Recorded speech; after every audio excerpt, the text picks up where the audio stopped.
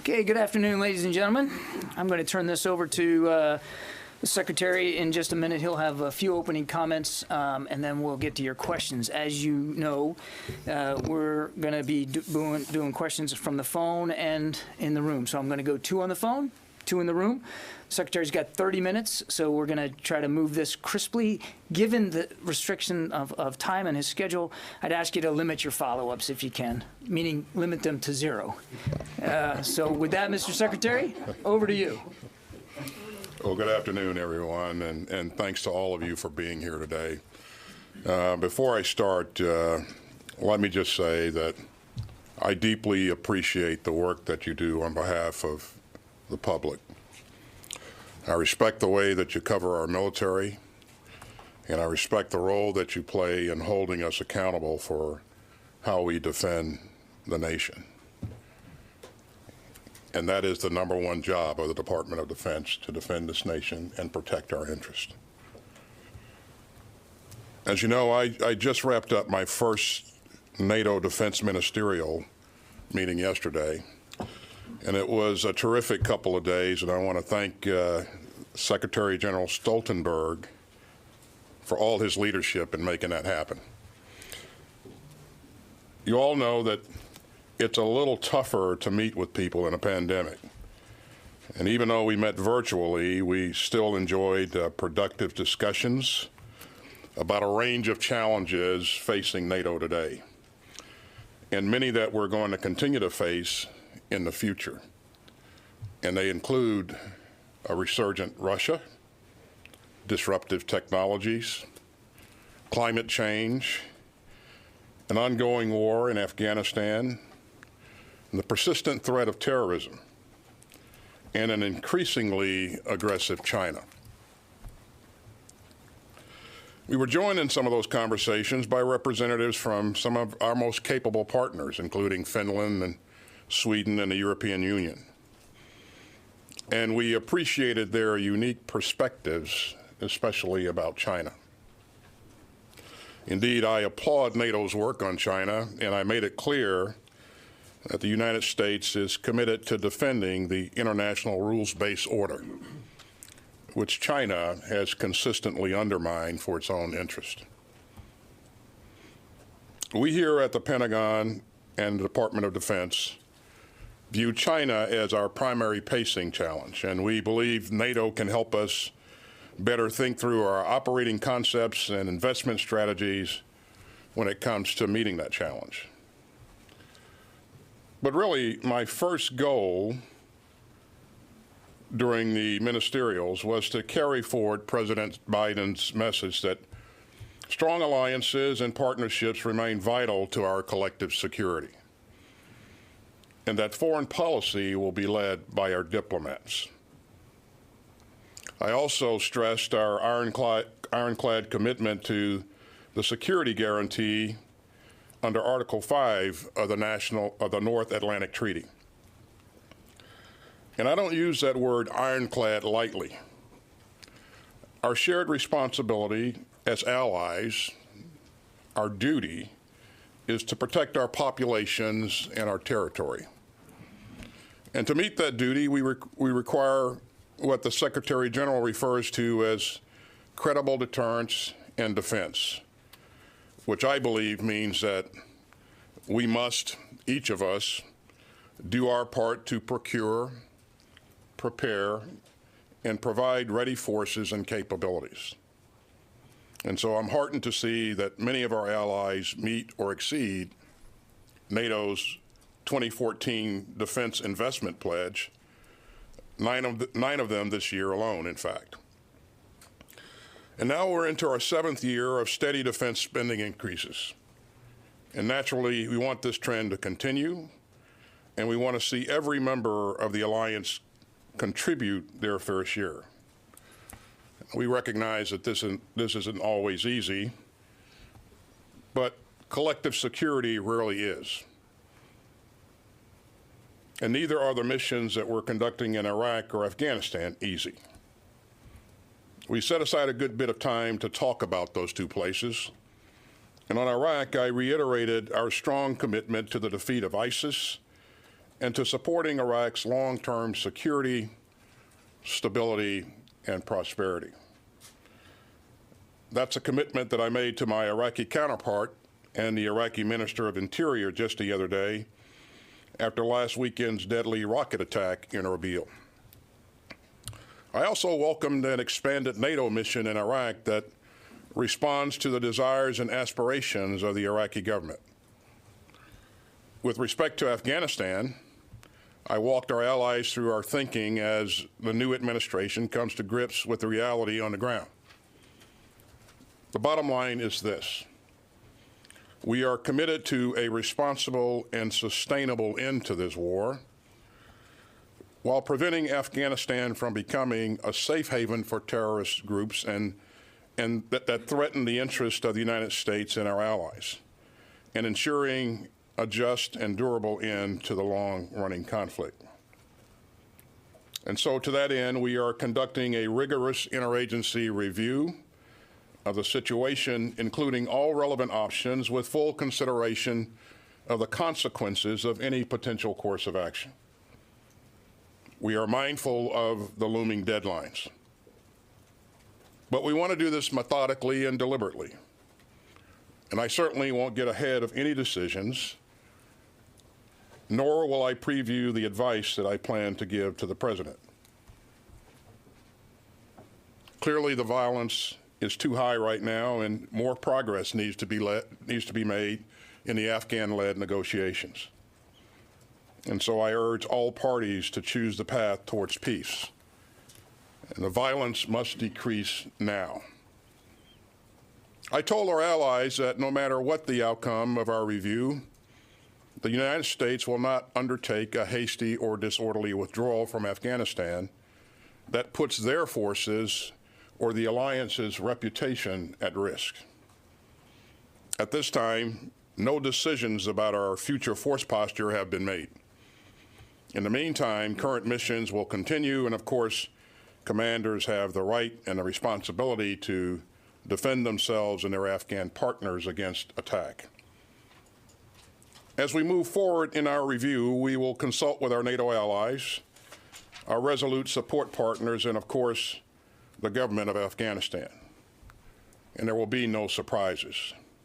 We will consult each other and consult together and decide together and act together. And so that was my message over the last 2 days, and I think it was well received. For the last 70 years, NATO has proven itself to be the strongest alliance in history, upholding our shared values of democracy, individual liberty, and the rule of law. When Article 5 was first invoked, it was in our defense on September 11th. The United States will not forget that, nor will we forget our own obligations to revitalizing this and all our other alliances. Collective security is, as I said, hard work, and we're ready to put our shoulders to the wheel. And finally, I'd like to close by thanking the men and women of the Department of Defense, who, as President Biden puts it, are often how the rest of the world encounters America. And because of them and their families, and our nation will always lead from a position of strength. Thank you, and I look forward to your questions. Okay, we're going to go to Lita Baldor from AP on the phone. Lita. Thank you. Thank you, Mr. Secretary. And it's been quite a while since we've been able to ask questions of the Defense Secretary in the briefing room. We appreciate it, and we hope that you are committed to doing this on a regular basis. My question is on Afghanistan. During the NATO meeting, were the allies pressing you for timing on an answer? How long do you think the U.S. can wait before making a decision? And is that enough time, do you think, for the Taliban to measurably change either the violence or the negotiations? Thank you. Thanks. I would just say that, again, we're going through a rigorous process, and our allies understand that. and they would want us to make sure that we're thoughtful about how we approach this and what we do. And so, you know, all of us are mindful of the time that's available, but we're really focused on making sure that that the negotiation process takes place as it should, and that, you know, hopefully the parties will abide by their commitments that they made at the outset of the negotiations, and that we can bring the level of violence down. But we're focused on making sure that we make the right decisions, and we'll go through this process deliberately. Our allies understand that, and my sense is that they did not fully expect that we would have a decision this early on in this administration's tenure. Next question to Missy Ryan on the phone, Washington Post. Hi, thanks for doing this. And echo Lita, hope we can do this again regularly. I have a question regarding the department's handling of sexual harassment and assault. I know that one of your first actions was this memo asking for initial input from senior officials by February 5th. I'm just wondering what you have learned so far and how that'll guide your approach to tackling the problem of sexual harassment and assault. And as a corollary, there was a video that went viral in the last 24 hours of who was crying because the perpetrator of sexual assault has been retained by her commanding general. I'm wondering if you've seen the video and if your office is looking into that. So, Missy, there was quite a bit of feedback in the transmission there, and I don't think I fully understood all of the question, but what I think I heard you ask was, based upon what we received from the services, where are we in our efforts in taking on the sexual assault issue? And the second issue, as I understood it, was about the video. Well, first of all, you know, as I said in my testimony in front of Congress, I take this issue of sexual assault very, very seriously, and I know that the service chiefs and the service secretaries do as well.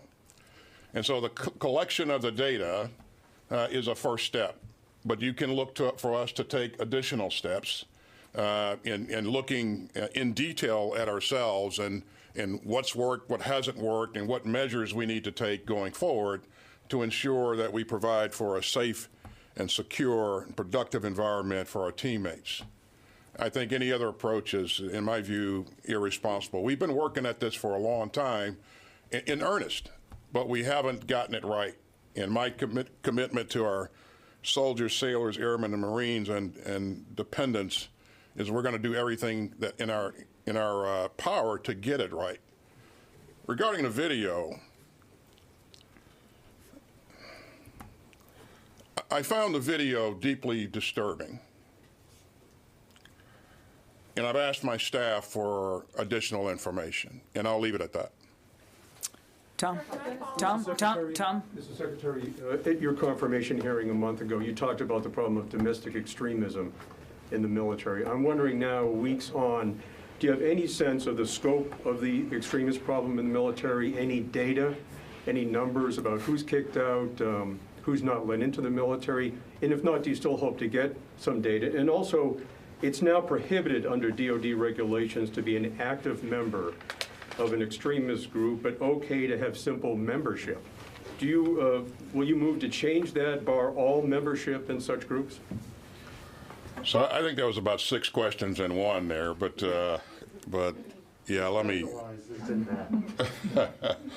just say a couple of words about that. First of all, I think this is a very important issue to us in a department, and I think it's an important issue because, as I said in my testimony, this tears at the very fabric of cohesion. And it's important for us to be able to trust the men and women on our left and right. I've asked for the services to conduct a one-day stand down and take 60 days to do it, and then as they conduct that stand down, I've encouraged them to have a dialogue with their troops about our values, about the oath that they took when they came into the service, and about who we are and what we're about. This is also a time for us to educate leaders in terms of understanding those signs and those symptoms that can indicate that we could be developing an issue within our ranks. But let me say up front here, though, before I go one step further, that I really and truly believe that 99.9% of our servicemen and women believe in that oath. They embrace the values that we are focused on, and they're doing the right things. But, and I expect for the numbers to be small. But quite frankly, they'll probably be a little bit larger than most of us would guess.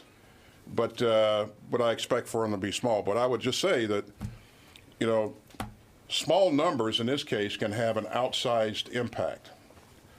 And when I think about, you know, the issue of extremism in the ranks, you've heard me talk about my experience with the 82nd Airborne Division, which I believe is a great organization, and we have a lot of great organizations in the military. But you know the history of the storied 82nd Airborne Division.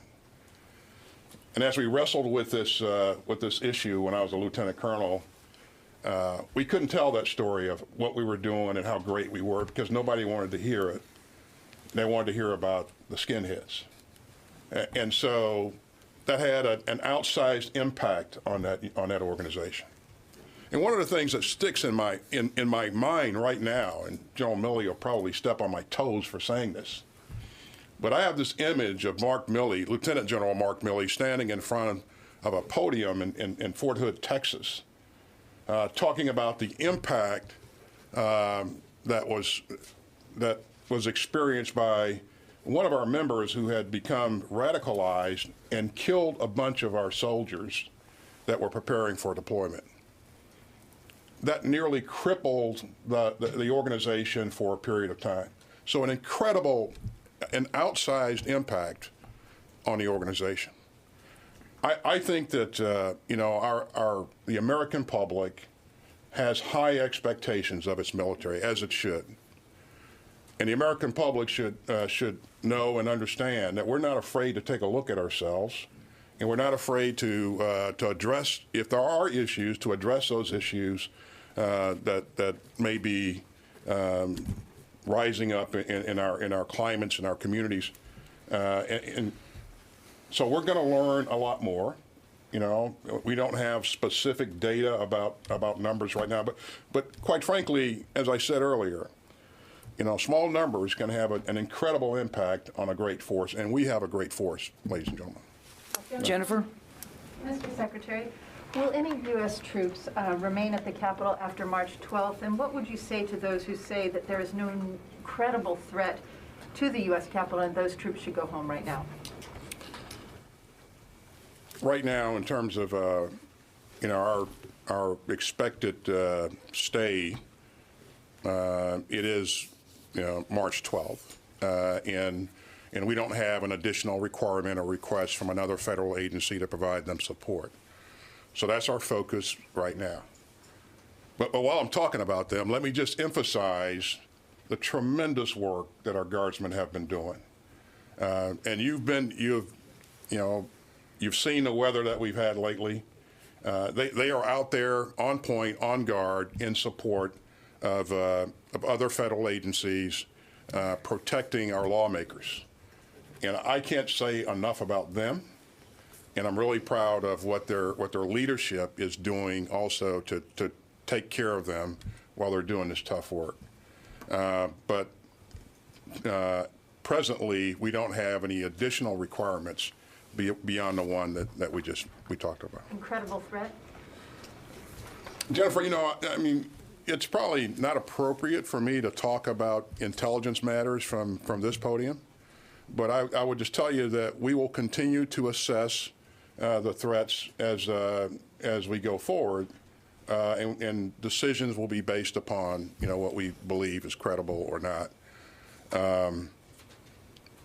I told them when I went to see them the other day that my plan is to not keep them there one day longer than is necessary.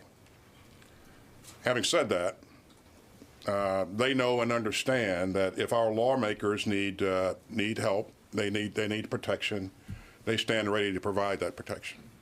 But again, March 12th is what we're focused on now. Okay, I'm going to go to the phones. Phil Stort, Reuters. Yes, hi, Mr. Secretary. On your call with your Saudi counterpart, what message did you deliver about the war in Yemen and how this administration and this Pentagon will approach threats to the Kingdom of Saudi Arabia emanating from Yemen? Well, I certainly I consider that call to have been a good call. It was certainly reestablishing connectivity with the Crown Prince, who is also the Minister of Defense, my counterpart. As you know, President Biden has been clear about the fact that we will no longer support offensive operations, the Saudis' offensive operations into Yemen. And so they've heard that message loud and clear. And in terms of specific issues that I would have covered with the Crown Prince, we provide a readout, but and I'm certainly, I look forward to having issues or talking about issues of substance in these conversations. But I certainly won't provide details of the conversation from the podium here. So. Okay, because of time, I'm going to go back into the room now. We'll go one for one until we run out of time. Helene? Mr. Secretary, thank you for doing this. I have two questions, but they're connected. The first one is, you said that you found the viral video. They're both related to females in the military. You found the viral video very disturbing, but in this video, this female Marine says, and I quote, "This is why females in the military kill themselves." And you say that you're looking into this issue. She addresses specifically the commanding general, her CG, saying that or whoever the perpetrator is going to be retained in the military. What kind of message are you going to be sending to sort of the CGs, the captains, the brigade commanders throughout the military about how they deal with this issue? And connected to that, my second question is on specifically the issue of Laura Richardson and Jacqueline Van Oos. Your predecessor told us that he withheld their promotions because he was afraid of how President Trump would react to them. Are you going to be forwarding these promotions for these two women to President Biden? Helene, I think that was two questions, each with 6 parts. Connected. Yeah. On the second question first, I certainly can't comment on decisions that someone else made or my predecessor made. I'll leave that to them to explain their actions. And I certainly won't comment on personnel actions from this podium in this room. I don't think that's fair to the system, not fair to my boss, and certainly not fair to the people who are who are competing. I would just say that I've seen the records of both of these women. They are outstanding, and I'll leave it at that. On the issue of sexual assault, and what is going to be done, and what I'm going to emphasize to commanders, I think we need to consider who I am and where I fit in the judicial process or chain, and we want to make sure that I preserve my ability to adjudicate or take action or whatever needs to happen. But the first things first. We have to get the facts. We have to understand what just happened. And let me also say that I care about each and every one of our troops, and certainly I'm going to ask that her chain of command make sure that someone is looking out after her needs and make sure that we're taking care of her. So. Okay, back to the phone here. Tara Kopp from McClatchy. We have to get. Thank you, Mr. Secretary, for doing this. I also have a question about the National Guard. A few weeks ago, the Adjutants General for the state of Washington and California said that the domestic demands on the Guard, whether they're wildfires or storms or domestic unrest, are expected to continue to in future years. And what really needs to happen is we need to increase the end strength of the Guard. I was wondering if you've talked to the National Guard about this and if you're considering requesting an end strength increase for Guard numbers to address these future domestic threats. Thank you. Again, I'm really proud of the work that our Guard has done. I mean, it's and continues to do. We didn't talk about this earlier, but I think most of you know that there are over 20,000 Guardsmen out there right now around the country helping out with the COVID crisis and helping distribute vaccines and that sort of stuff. So they're having a tremendous positive effect on our country, and they're doing great work, and I'm really proud of them. In terms of end strength, that's a conversation that I've not had with the chairman or the chief of the Guard, and certainly I think when they feel that it's appropriate, if that's their concern, then they'll bring the issue forward. But to answer your question, we've not had those discussions. The last question today is going to go to Tony, then we're going to have to wrap up. A China question? I have a China question. Do you see any areas of cooperation with China?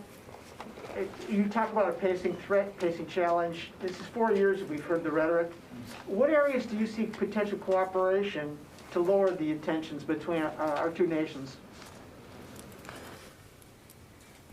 I would say that anything that we do will be based upon our best interest, and so there no doubt are some areas where we will see common interest, and there may be an opportunity to engage, but it will be from the standpoint of promoting our best interest.